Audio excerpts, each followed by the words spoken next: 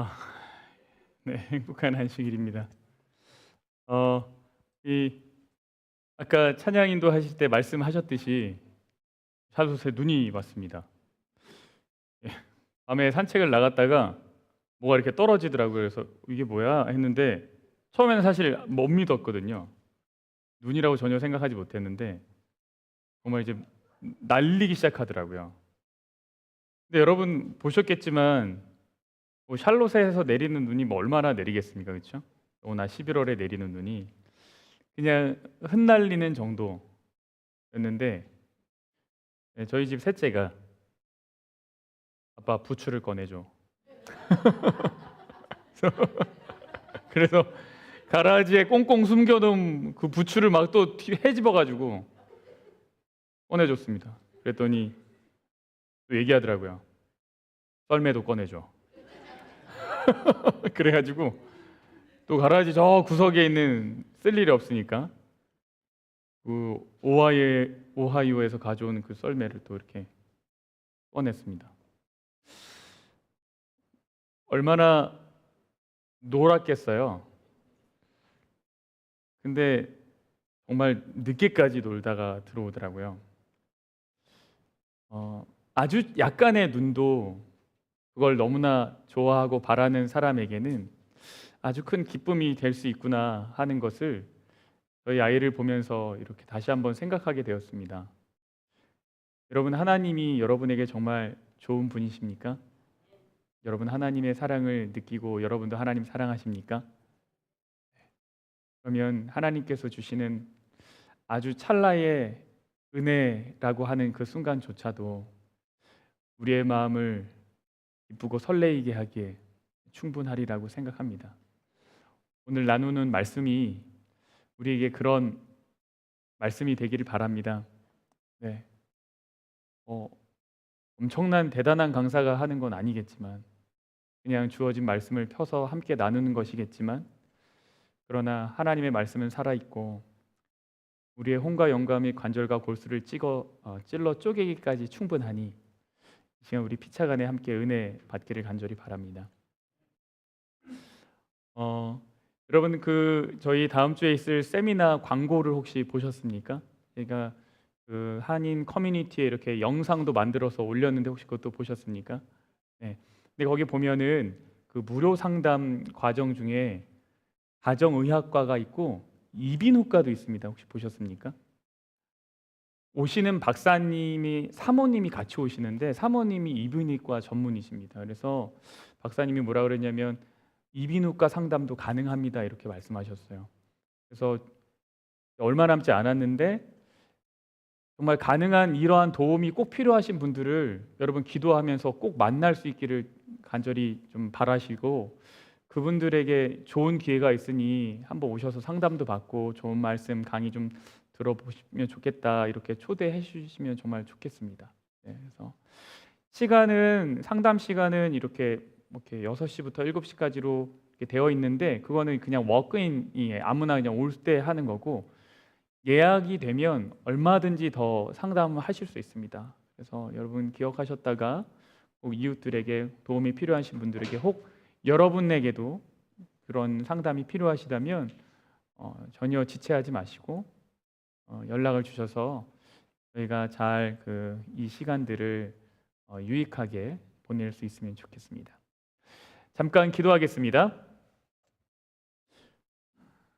고마우신 아버지 하나님, 하나님께서 주시는 이 말씀이 우리의 마음을 흡족하게 하고 기쁘게 하고 다시금 주님의 하늘의 위로를 경험하게 되는 시간이 되도록 성령 하나님 함께하여 주시옵소서. 예수님 이름으로 기도합니다. 아멘. 먼저 13장 이야기를 좀 요약을 하겠습니다. 지난주에 저희가 막 열심히 찬양을 해가지고 13장 이야기 까먹으셨죠? 13장 무슨 이야기냐면 사울이 기다리지 못했던 이야기입니다. 요나단이 게바에 있는 블레셋 수비대를 칩니다. 근데 그 게바가 어느 지역 안에 있는 거라 그랬어요? 이스라엘 지파 영토 안에 있는 거라 그랬습니다. 그러니까 블레셋의 수비대가 블레셋의 군사 시설이 지금 어디에 있어요? 이스라엘 영토, 그 지파 영토 안에 있는 거예요. 요나단이 그것을 그냥 두고 볼 수가 없어서 그가 나가서 수비대를 치죠. 그 공격의 이야기를 듣고 블레셋이 모입니다. 많은 숫자가 모이죠. 이스라엘 병력과는 비교할 수 없을 만큼의 숫자가 모입니다. 그 모여든 블레셋을 보고 사울이 불안해하죠. 그리고 그 장면을 보고 이스라엘 사람들은 흩어지기 시작합니다. 사울이 이 문제를 해결하고 싶어서 사무엘을 기다리는데 그 앞에서 며칠을 기다리라 그랬냐면 7일을 기다리라 그랬어요. 사무엘이 내가 갈 테니 너가 7일을 기다려라 그러는데 사울이 이 사무엘을 기다렸습니까? 못 기다렸습니까? 7일을 기다리긴 기다렸어요. 근데 이제 그 마지막 순간에 제사를 대신해서 사울이 드리게 되죠. 사무엘이 도착했고 사무엘이 견책합니다. 왕이 실수했다. 망령되어 행했다. 왕이 바뀔 것이다. 이야기를 이제 줍니다. 근데 이야기가 말씀했다시피 사울이 기다리지 못함의 문제입니까? 이게 잘 기다리냐 기다리지 못함의 문제라 그랬어요? 아니라 그랬어요. 그 문제가 아니에요. 이 13장의 핵심은 뭐냐면 기다리나 마냐가 아니라 어떻게 기다리느냐에 대한 문제라 그랬어요. 어떻게 기다리냐. 사실 기다리긴 했습니다. 마지막까지 기다렸어요. 문제는 잘 못 기다린 거예요. 안 기다린 게 아니라 그 기간 동안 응답이 더딜 때, 리더가 없을 때 그가 했어야 되는 일들을 안 했습니다. 그렇죠? 사람들의 믿음을 고취시켜주고 우리에게는 하나님의 이름이 있다. 우리에게 비록 무기는 없지만 뭐는 있어요? 우리 하나님 여호와의 군대가 있다. 이 이야기를 전혀 하지 못했다라는 거예요. 그래서 우리가 지난 시간 나누었던 건 뭐냐면 우리에게 필요한 건 뭐냐? 우리는 어떻게 기다릴 것이냐? 서로의 믿음을 세워주면서 기다려야 된다. 이런 말씀 나눴습니다. 자, 14장으로 돌아옵니다. 이제 들어갑니다. 13장의 이야기의 끝이 어떻게 끝났습니까? 지금 현재 블레셋과 이스라엘이 대치하는 상황으로 끝났습니다. 블레셋이 이스라엘에게 왔죠. 이스라엘은 사람들을 막 모으려고 했습니다. 대치하는 상황에서 끝났어요. 이 14장의 이야기는 이렇게 시작합니다. 하루는 사울의 아들 요나단이 자기의 무기를 든 소년에게 이르되 우리가 건너편 블레셋 사람들의 부대로 건너가자 하고 그의 아버지에게는 아뢰지 아니하였더라. 여기 보면 사울의 아들 요나단 이렇게 얘기했죠. 사울의 아들 요나단. 여러분 요나단이 처음 등장한 게 언제인 줄 아십니까? 13장입니다. 근데 13장에서 처음 등장하는데 요나단의 이름이 그냥 등장합니다. 사울의 아들 요나단이라고 등장하지 않습니다. 그냥 갑자기 요나단은 이러면서 등장해요. 그리고 요나단이 어떤 사람인지에 대한 이야기는 14장에 와서 합니다. 14장에 와서 해요. 왜 이럴까? 왜 이렇게 했을까? 제가 보기에는 이 14장에서 이 요나단과 사울의 믿음을 아주 분명하게 대조하기 위함이 아닐까 이런 생각을 좀 하게 됩니다. 요나단에게는 무기를 든 소년이 있었습니다. 그렇죠? 자기의 무기를 든 소년이 있었다. 당시 이스라엘에는 무기가 두 개밖에 없었어요. 누구와 누구에게 있었어요? 하나는 요나단, 하나 누구에게 있었습니까? 사울. 사울도 병기된 소년이 나옵니다. 그죠? 요나단도 병기된 소년이 있어요. 이 둘이 뭐라고 하냐면 야 우리 블레셋에게로 건너가자 이렇게 얘기합니다. 그런데 재밌는 표현이 나오죠. 여기서 그의 아버지에게는 뭐 하지 않아요? 말하지 않아요. 왜 이 이야기를 말하지 않았을까요? 왜 그랬을까요? 그 이야기는 이제 좀 나중에 좀 살펴보겠습니다.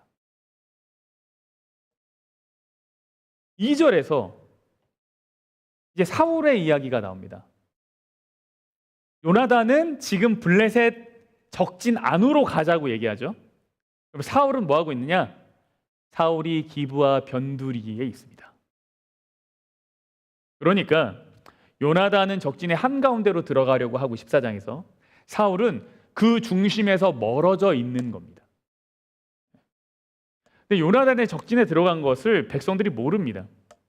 그가 적진으로 가는 길은 그리고 쉽지가 않았습니다. 14장 내용을 보시면 아시겠지만 뭐 바위 이름이 막 여기저기 바위가 나오는데 이 바위의 이름도 나와요.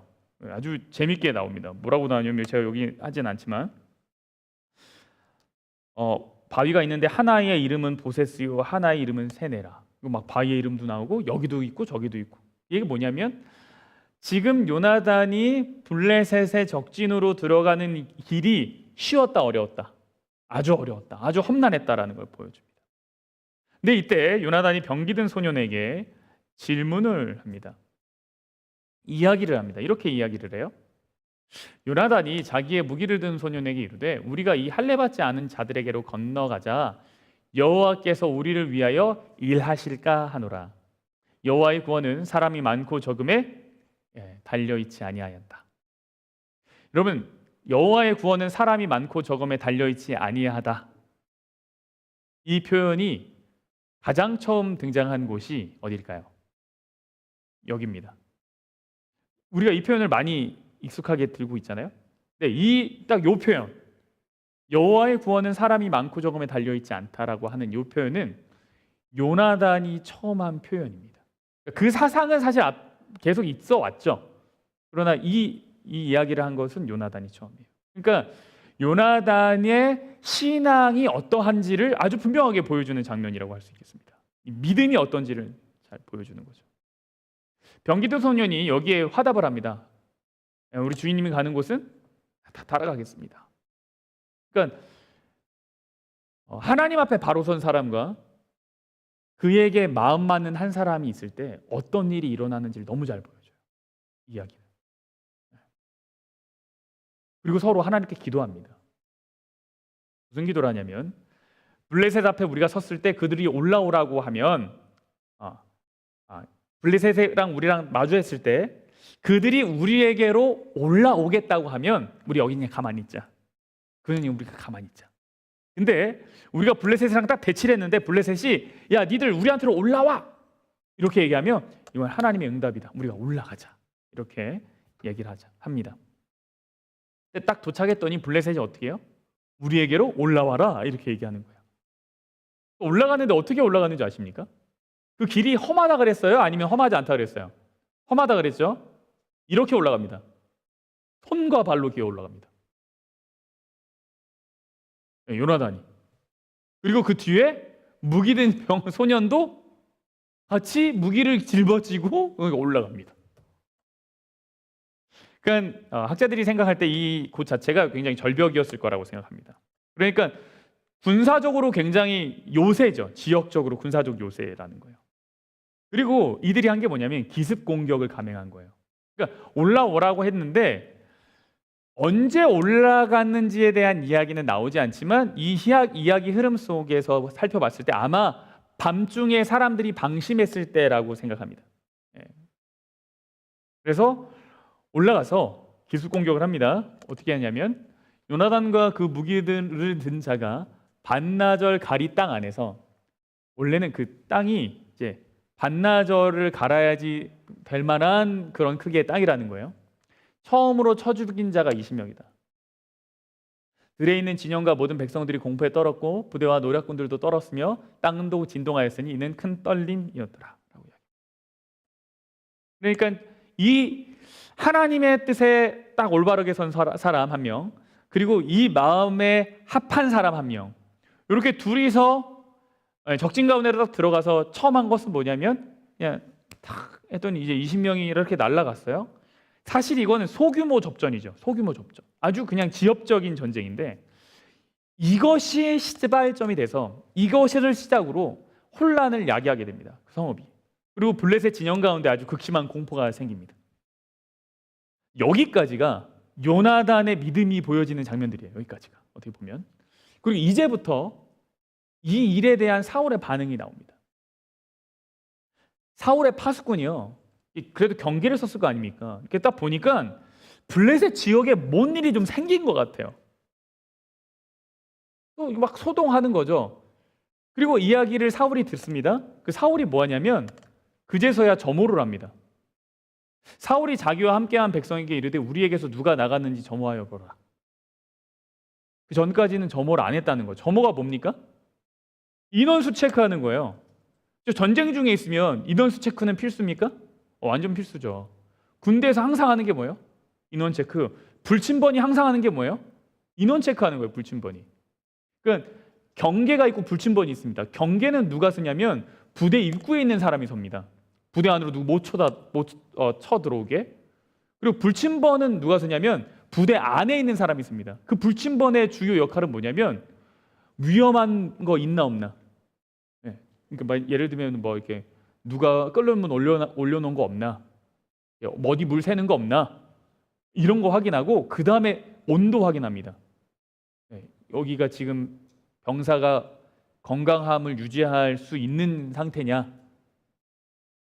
가장 중요한 게 뭐냐면 인원수 체크하는 겁니다. 점호, 인원수 체크하는 거예요. 안 했다라는 거예요. 사울은 지금 무슨 정신으로 있는지 모르겠어요. 그제서야 알아요. 근데 이게 일반 병사면은 이해가 되겠지만 지금 없어진 사람이 누구예요? 아들이에요. 그리고 그나마 이스라엘의 무기 2개 중에 하나가 없어졌는데 지금 이런 상태라는 거죠.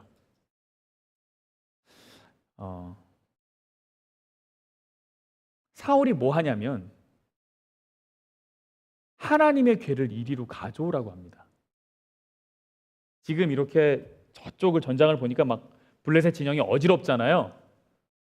그러니까 자세히 살펴보니까 요나단이랑 병기 든 소년이 없어요. 내 아들이랑 지금 무기 하나가 없어요. 거기 갔다는 얘기죠. 그죠? 그러니까 사울이 야 우리도 가서 뭘 어떻게 해봐야 되나라는 생각을 합니다. 그런데 이 상황을 가만 보니까 여기가 이제 중요해요.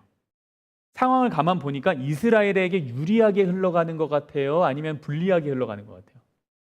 유리하게 흘러갑니다. 사울이 제사장에게 말할 때에 블레셋 사람들의 진영의 소동이 점점 더한지라. 그러니까 블레셋이 점점 더 어지러워져요. 그러니까 뭐가 된지 모르겠지만 어쨌거나 요나단과 병기돈 소년이 뭔 일을 저지르긴 저질렀어요. 아주 큰 일을 저질렀어요. 야!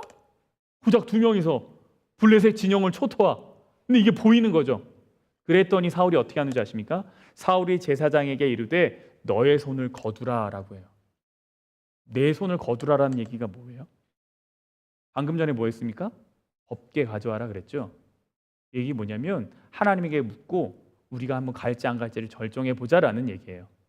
근데 상황을 보니 누가 유리해요? 이스라엘이 유리해요. 그랬더니 손을 거두래요. 그 얘기는 뭐예요? 물어보겠다는 거예요? 안 물어보겠다는 거예요? 안 물어보겠다는 거예요. 안 물어보겠다는 거예요. 이 상황을 보니까 야 이거는 우리가 가야 될 타이밍이다. 물어보지 말자. 이거는 물어보고 자시고 할 필요가 없다. 막 지금 사울이 흥분을 한 상태예요. 업됐어요. 하나님의 지도를 구하는 과정을 과감하게 생략합니다. 기회를 잡았다라고 생각했고 이것을 내 것으로 만들어야겠다고 생각합니다. 그리고 전장으로 갑니다. 사울과 그와 함께한 모든 백성이 모여서 전장으로 갑니다. 여러분 13장의 실패가 뭐였어요? 사울이 이 앞장에서 사울이 기다리는 것을 잘 못했다. 성급함이었잖아요. 하나님께 물어보지 않고 본인이 판단해서 하나님 위에 자신의 결정을 둔 거였죠. 내가 지금 블레셋 사람들이 막 몰려오니까 불안해서 어떡하지? 에이 내가 제사 드려 그냥 그 전까지는 하나님 생각 하나도 안 하다가. 근데 13장에서는 하나님께 물어보려고 하는 형식이라도 갖췄죠. 화목제를 그가 드렸어요. 잘못됐지만 어쨌거나 형식이라도 내가 따져보자였거든요. 내가 이거라도 붙잡아 보자였어요. 근데 14장에서 어떻게 합니까? 그것조차 과감히 생략.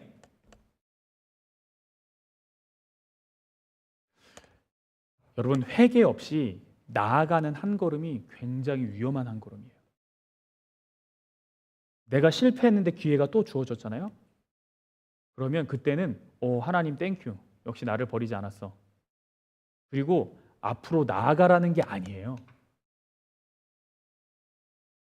내가 실패했어요. 넘어졌어요. 근데 나에게 또다시 기회가 주어졌어요. 그건 어떤 사인인 줄 아십니까? 회개하라는 사인이에요. 회개하지 않으면 그 다음 전진을 하는데 그때는 그 이전의 실수와 실패와 넘어짐보다 훨씬 더 크게 넘어지고 실패합니다. 반드시 그렇게 됩니다. 영적인 일이라는 게 그렇습니다. 실패 후에 또 다른 기회가 있다면 그건 두 가지 중에 하나예요. 내가 하나님과 다시 가까워지든지 아니면 더 멀어지든지. 중간은 없습니다. 그대로 있는 건 없어요. 사울이 어떻게 했습니까? 그 전에는 내가 형식이라도 좀 갖춰보자. 내가 이거라도 붙잡아보자. 그것이 14장의 지금 이 모습보다 훨씬 나아요. 지금 어떻게 했어요? 야, 걔 가져와봐. 야, 상황 보자. 이길 거, 야, 그냥 다시 넣어놔. 사람들 앞에서, 제사장 앞에서 하나님을 의지하는 것을 완전히 무시한 거죠. 완전히 무시한 거예요. 사울이 하나님께 묻지 않았습니다. 그리고 전장에 갔는데 보니까 뭐 하고 있어요? 블레셋 사람들이 각각 칼로 자기의 동무들을 치고 있어요. 지금 요나단과 병기든 소년이 막 하는 게 아니라 그냥 요나단과 병기든 소년은 이렇게 한 번 딱, 그리고 나서는 그 다음에 일인 자기들끼리 이제 우리가 익숙하게 봐왔던 성경의 이야기, 그렇죠? 그리고 21절에 보니까 다른 사람이 합류를 합니다. 요게 또 재밌어요. 전에 블레셋 사람들과 함께 하던 히브리 사람이긴 히브리 사람인데 어떤 사람이냐면 블레셋과 함께 했던 히브리 사람이 있어요. 그 사람들이 사방에서 블레셋 사람들과 함께 진영에 들어왔더니 그들이 돌이켜 사울과 요나단과 함께한 이스라엘 사람들과 합하였고, 이 히브리 사람인데, 히브리 사람이라는 표현이 이스라엘 백성들을 좀 이렇게 낮춰서 부르는 당시 이방인들의 표현 중에 하나라 그래요. 근데 이 유대인들 중에, 이스라엘 사람들 중에 블레셋의 군인이었던 사람들이 있었던 거예요. 블레셋 부대에 편성이 되어서 블레셋을 위하여 싸우던 일종의 용병입니다. 용병들. 근데 이 이스라엘 백성이 블레셋의 군대에 이제 편성된 데는 어떤 배경이 있냐면, 이스라엘 백성이 블레셋의 지배를 아주 오랫동안 받았다라는 것의 어떤 증거예요. 이 역사적 사실인 거죠. 근데 이 사람들이 블레셋이랑 이스라엘이랑 싸우네? 그러면서 이제 어떻게 한 거예요? 이제 승기를 잡는 것 같으니까 이 사람들이 이제 다시 블레셋을 배신이라고 해야 되나요? 아무튼 배신하고 다시 이스라엘 편으로 합류합니다. 그래서 이스라엘의 진영의 숫자가 이제 좀 커졌어요. 그리고 나중에 이제 승리를 합니다. 여기서 승리합니다. 근데 여기서 이제 문제가 생깁니다. 사울이 뭐 하냐면 이렇게 얘기를 해요. 이날에 이스라엘 백성들이 피곤하였으니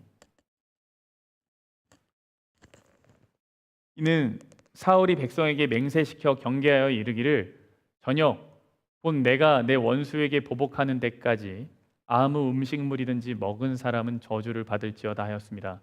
그러므로 모든 백성이 음식물을 맛보지 못하고, 이날에 사울이 이스라엘 백성들에게 한 가지 시킵니다. 이게 뭐예요? 니들 뭐 하지 마? 밥 먹지 마. 언제까지요? 원수에게 보복하는 때까지. 누구 원수예요? 누구 원수예요? 자기 원수, 내 원수에게 보복할 때까지. 음식을 먹는 사람은 저주를 받는데요. 그리고 백성한테 뭐 했다 그러냐면 맹세를 시켰대요. 이거 백성들이 자발적으로 맹세한 게 아닙니다. 강제적으로 맹세를 하게 했고, 그 내용은 금식이고, 그리고 그 목적은 나의 원수에게 보복하는 겁니다. 왜 금식을 요청했을까요? 이 금식 요청을 한 거가 이 상황에서 왜 필요한 거예요? 밥 먹을 시간도 안 준다는 겁니다. 계속해서 전진이에요. 지금 밥 먹을 때야. 너 지금 지금 승리가 코앞인데 다 굶어 끝까지 쥐어짜. 흐트러지는 모습 보여서는 안 돼. 돌격. 이렇게 한 거예요. 내 원수에게 보복할 때까지. 전쟁의 목표가 뭐예요? 자기의 만족. 하나님의 이름은 중요하지 않아요. 그리고 맹세를 강제했죠. 자신의 개인의 뜻을 관철시키기 위해서 사람들에게 맹세를 강요한 거예요. 왕의 권위를 절대화하고 반론의 여지를 완전히 제거해버린 겁니다. 그러니까 사울이 지금 여기서 하고 싶었던 게 뭐냐면 첫 번째, 권위를 유지하고 과시하고 싶었습니다. 왕의 권위, 단호함 확고하게 하고 싶었어요. 그리고 군사적 이기심이에요. 식사 시간을 줄여가면서 무리하게 전속력으로 계속 추격을 해서 승리하도록. 그래서 결국은 누구를 드러내고 싶었을까요? 자기를 드러내고 싶은 거예요. 그리고 가장 마지막 중요한 건 뭐냐면 금식이라는 이 내용.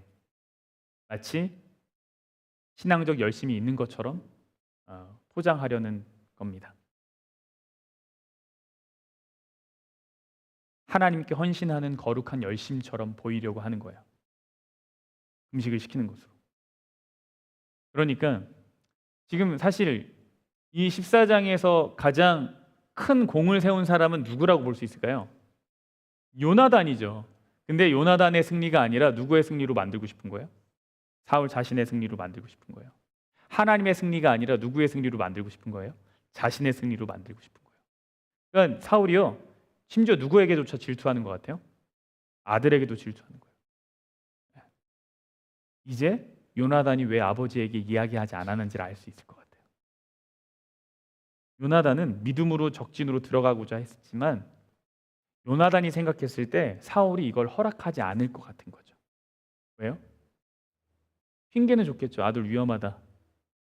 그러나 자기가 못하는 일을 내 자식이 하게 되는 것을 사울은 그렇게 기뻐하지 않은 거예요.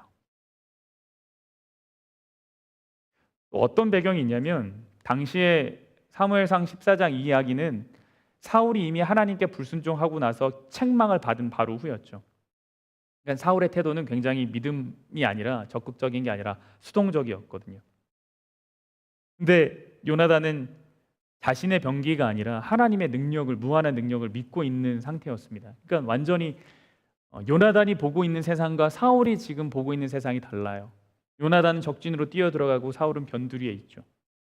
이러한 상황들을 요나단이 알았기 때문에 아버지에게 얘기하지 않은 거예요. 그러니까 요나단은 어떻게 보면 요나단이 무례하거나 효심이 없어서가 아니라 오히려 이 대화가 이루어지지 않은 것의 궁극적인 문제는 누구에게 있는 거예요? 사울에게 있다. 이렇게 보여질 수 있겠습니다. 요나단은 그저 자기가 하나님의 도구였음을 이제 이해하고 있는 거예요.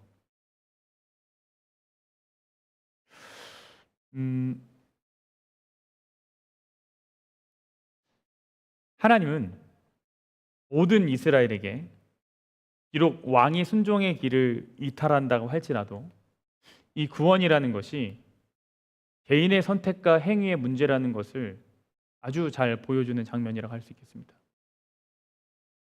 오늘날 우리에게 필요한 게 뭐냐면 하나님의 뜻을 바르게 행하는 공동체겠죠. 그렇죠? 우리는 지금 뭐가 필요해요? 아주 건강하고 안전한 하나님의 공동체가 필요합니다. 그러나 그것보다 더 핵심적인 건 뭐냐면 각 개인의 신앙이라는 거예요. 각 개인의 신앙. 여러분, 우리가 남은 무리라는 이야기를 많이 하죠. 네. 남은 무리에서 강조되는 게 뭐예요? 우리는 뭘 강조해요? 무리를 강조하거든요. 남은 무리, 우리가 그 무리라는 걸 얘기하고 싶은데 정말 중요한 건 뭐냐면 남았다라는 거예요. 남았다라는 거. 남았다라는 게 뭐예요? 단순히 생존한 사람들이라는 뜻이 아닙니다. 하나님의 엄중한 심판, 그 정련의 과정, 그 과정을 통과해서 남은 게 남은 자예요. 정화되어서 남은 자예요. 필터로 다 걸렀는데 쭉 걸러서 남은 자예요. 이게 남은 자예요. 이게 중요한 거예요. 순수한 신앙을 가지고 있는 사람들, 이스라엘의 대다수가 하나님을 배반하고 우상을 숭배하고 그러고 있을 때 오직 여호와의 신앙을 굳게 지켜서 그 적진 한가운데로 뛰어들어갈 수 있는 믿음을 가진 그 사람이 남은 자거든요. 충성된 자. 하나님의 역사는 이 사람들을 통해서 계속 이루어왔죠. 그렇죠? 노아, 아브라함, 요셉, 다니엘 다 성경의 이야기는 사실 누구의 이야기냐면 남은 자의 이야기예요. 타협하지 않는 자들이요.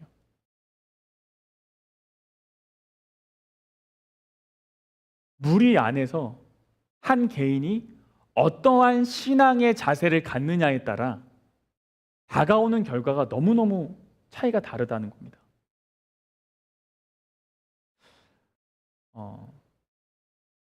오늘의 제목이 이제 리더십과 성품인데요. 오늘 우리는 이제 그 요나단과는 완전 반대되는 사울의 모습을 좀 볼 수 있습니다. 근데 이 사울의 리더십은 이 14장에서 등장하는 리더십은 어떤 리더십인가?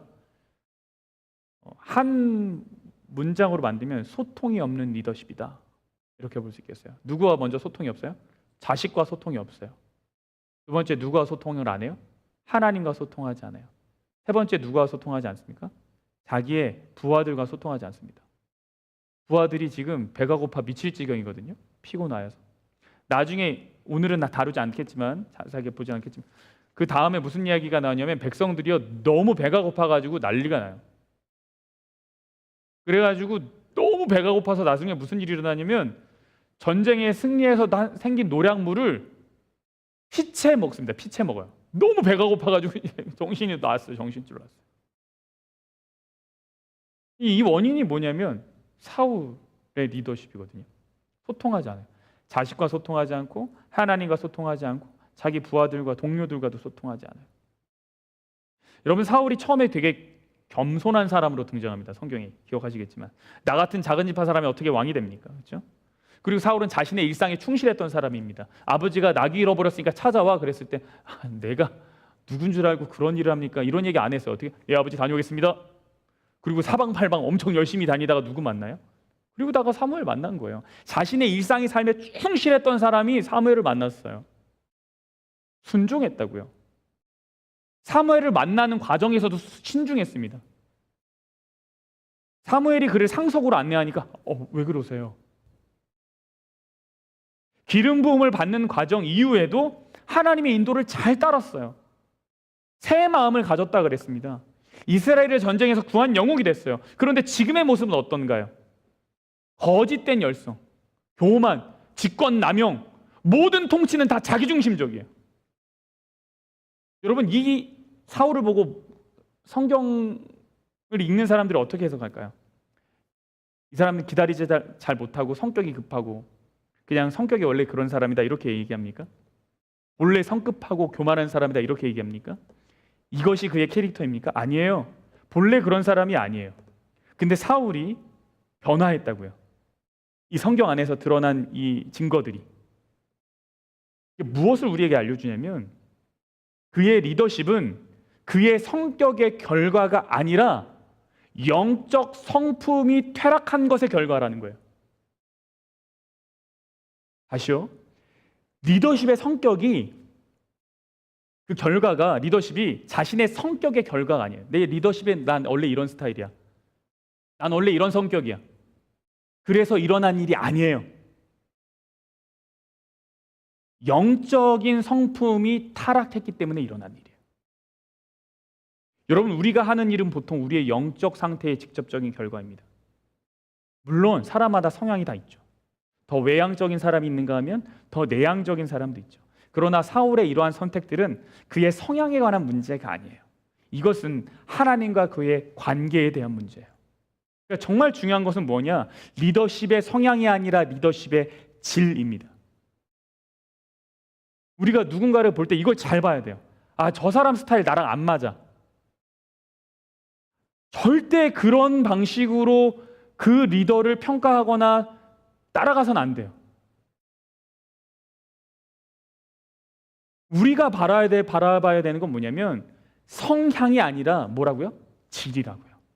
이 질은 어디에 근거합니까? 오롯이 하나님과의 관계에 근거합니다. 리더가 경솔하고 교만해지는 것은 그가 하나님의 음성을 듣는 것을 중단했기 때문입니다. 그의 영적 성품의 퇴락은 소통의 단절로 이어졌어요. 소통의 단절은 자기 중심적인 결정, 직권 남용으로 나타났죠. 다른 사람들과 잘 이야기하지 않아, 그 다른 사람의 이야기를 잘 듣지 않아, 이야기는요, 조금 노골적으로 이야기하면 하나님과 소통하지 않아, 이 얘기예요. 여러분, 리더십은 여기서 보니까 소통으로 드러나요. 소통으로. 그리고 그것이 우리가 진지하게 고민하고 기도해야 할 성품이라는 겁니다. 성품. 여러분, 재림교인에게 있어서 성품만큼 중요한 이슈가 어디 있어요? 그렇죠? 우리 교회만큼 성품을 강조하는 교회가 어디 있습니까? 하늘에 가져갈 수 있는 거 뭐밖에 없다. 성품밖에 없다. 너 이 땅에 있는 거 아무것도 못 가져간다. 아무리 죽을 똥을 써가지고 다 가져봐라. 뭐 가져갈 수 있나? 죽은 순간 다 끝난다. 그러나 뭐는 아니다. 성품은 아니다. 그것만 너가 가져갈 수 있는 거다. 근데 도대체 이 성품이라는 게 뭐예요? 온유한 것, 겸손한 것, 다른 사람이랑 잘 어울리는 것, 막 그런 거예요. 외향적인 거, 내향적인 거, 그런 거를 말하는 게 아니라 그건 겉으로 드러나는 것의 일부겠죠. 정말 본질적으로 이야기하는 성품은 뭐냐면 하나님과의 소통이에요. 내가 내 이웃과 소통하느냐예요. 내가 들을 기가 있냐는 거죠. 내가 무엇인가를 다시 터놓고 얘기할 수 있냐는 거죠. 사울의 비극은 권력의 부패 이전에 관계의 부패에 있었다. 이렇게 볼 수 있겠습니다. 그래서 우리 삶에 드러나는 모든 행동과 리더십의 선택은 하나님과의 관계, 즉 우리의 영적 상태를 반영하는 아주 직접적인 결과다라고 볼 수 있겠습니다. 여러분, 우리가 사울의 전철을 밟지 않기 위해서는 하나님과의 소통을 최우선으로 삼아야 하겠습니다. 그리고 끊임없이 나의 영적 성품을 점검하고 겸손히 하나님의 뜻을 따라가는 것이 중요합니다. 우리가 어떤 성향을 가졌든지, 내가 내향이든지 외향이든지, 요즘은 이제 젊은이들이 제일 많이 하는 거 이제 MBTI잖아요. 16개로 나눠가지고 내가 뭐 I냐, E냐, 뭐 T냐, F냐. 나 속상해서 빵 사왔어. 그러면은 F는 뭐라 그래요? 어디가 속상했어? 그렇게 속상했어? T는 뭐라 그래요? 속상한데 빵을 왜 사와? 이렇게 무슨 빵 사왔어? 이렇게 물어보면 되잖아요. 그런 게 중요한 게 아니라 내가 하나님과 소통하느냐. 우리의 가장 중요한 리더십의 자질은 하나님에게 귀 기울이는 능력에 있는 것임을 우리가 기억하면 좋겠습니다. 우리 이제 들으신 말씀과 한 주의 삶을 돌아보면서 개인적으로 잠시 기도하는 시간 갖겠습니다. 특별히 기도가 필요한 가정들을 위해서 함께 기도해 주시는 것 기억하시면 좋겠습니다.